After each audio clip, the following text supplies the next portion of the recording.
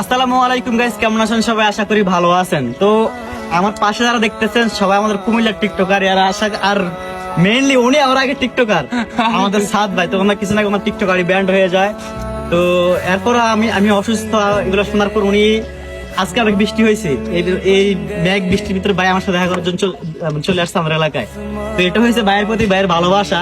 আর বাইরে অবশ্যই caption mention করা থাকবে, সবাই সাপোর্ট করবেন। আমাদের কুমিল্লার মানুষই যে যেখান থেকে পারেন সাপোর্ট করবে, সমস্যা নাই। আর দেখেন আমার পাশে আছে তো আমাদের এরিয়ার অনেক অনেক দূর থেকে আসছে আমার সাথে দেখা করার জন্য। যারা সত্যিকারের ভালোবাসার মানুষ তারা কখনো মেঘ বৃষ্টি না, তারা দেখা করার জন্য চলে আসে।